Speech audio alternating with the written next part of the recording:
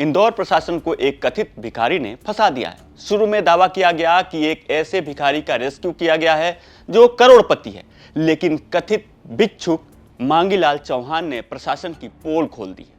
कथित भिक्षुक मांगीलाल ने जो प्रशासन को लेकर दावे किए हैं वो हैरान करने वाले हैं। आखिर किस बात से नाराज है मांगीलाल, ये हम आपको विस्तार से बताएंगे। नमस्कार, मैं हूं आशुतोष और आप देख रहे हैं एमपी तक। भिखारी हटाओ अभियान के तहत इंदौर के सराफा बाजार में रेस्क्यू किए गए मांगीलाल चौहान ने बड़े दावे किए। प्रशासन का दावा था कि मांगीलाल 3 मकानों, 3 ऑटो और 1 कार के मालिक हैं, लेकिन मांगीलाल तो उल्टे प्रशासन पर ही सवाल खड़े कर रहे हैं। मांगीलाल की माने तो चंद रुपए खातिर उन्हें भिखारी घोषित कर दिया गया, जबकि वो भीख मांगते ही नहीं है। नाम जो रखी है सरकार ने, एक भिक्षुक को ले जाने का 1500 इस चक्कर में इन लोगों ने बनाते ही और कुछ नहीं। उनने तो बकायदा आपकी गाड़ी दिखाई है, चलाते हुए दिखाया, आप बैठे हुए वो गाड़ी पे ही चलता हूँ मैं तो। अब ऐसा तो चल नहीं सकता साहब, तो वो गाड़ी पे ही चलता हूँ। गाड़ी इसलिए चलाता हूँ कि मैं वो और उतनी दूर में राजवाड़ा सराफा के अलावा कहीं जाता नहीं मैं, तो उतनी दूर में घूमता तो वहाँ क्या है, मेरा थोड़ा एक जो शरीर जो है पूरा अकड़ जाता है।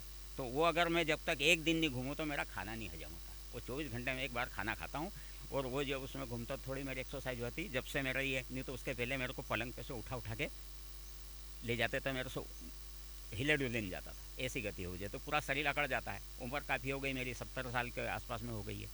तो और दवाई गोली हमेशा ही खाते हैं। एंटीबायोटिक इंजेक्शन भी लगता है, एक बार लगाता तो कम से कम महीने के 1100-1200 रुपये खर्चा आता उसमें। तो जो इंजेक्शन जो लगता है वो कम से कम 300 रुपये करीब आता है।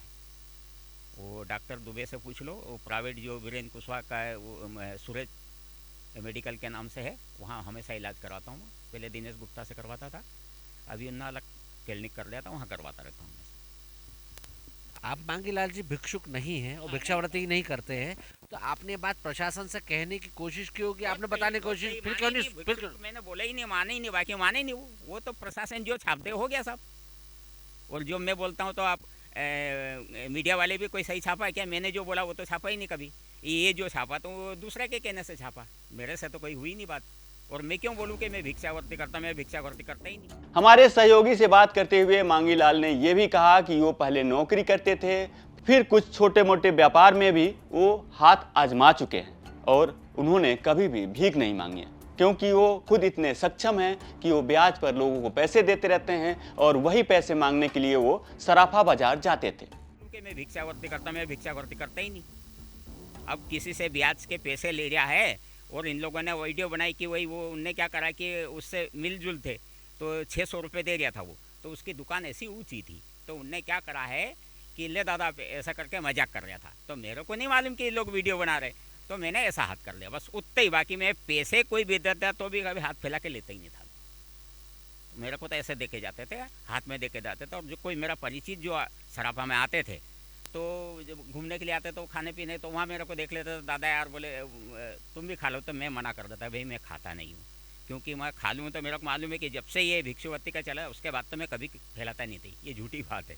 उसके पहले भले ले भी लेता था, बाकी उसके बाद में जब ये चर्चा चली उसके बाद तो बहुत डरता था मैं खुद ही कि भाई मेरे साथ में मेरी बदनामी नहीं हो जाए, मेरे परिवार वाले बेइज्जत होंगे। तो वो भी बोलते थे कि भाई ये काम मत कर। बाकी मेरा पैसा बटा हुआ था, अभी मेरा 2,80,000 रुपये करीब बटे में है। अब वो हर संडे की संडे मेरे को 10-12 हज़ार रुपये मूल का और ब्याज मिला के होता था, और 1200 रुपये मेरे को रोज़ का ब्याज मिल जाता। दरअसल पिछले दिनों इंदौर के सराफा बाजार से एक कथित भिक्षुक मांगीलाल को पकड़ा गया था और उन्हें भिक्षावृत्ति उन्मूलन अभियान के तहत वहां से रेस्क्यू किया गया था। अधिकारियों ने दावा किया था कि रेस्क्यू दल को सूचना मिली थी कि एक कुष्ठ रोगी हर हफ्ते भीख मांगने यहां पर आता है, जिसके बाद उसका रेस्क्यू किया गया और बाद में मांगीलाल को उज्जैन स्थित एक कुष्ठ रोगियों के आश्रम में भेज दिया गया। यह मामला पूरे देश में काफी चर्चा का विषय बन गया और लोग मांगीलाल के बारे में जानने की कोशिश करने लगे। हालांकि इस पूरे मुद्दे पे हमारे उज्जैन के सहयोगी संदीप कुलश्रेष्ठ ने मांगीलाल से बात की तो उन्होंने कई सारे चौंकाने वाले खुलासे किए। तो यह खबर आपको कैसी लगी कमेंट में हमें जरूर बताएं और मध्य प्रदेश से जुड़ी तमाम बड़ी खबरें देखने के लिए देखते रहें एमपी तक।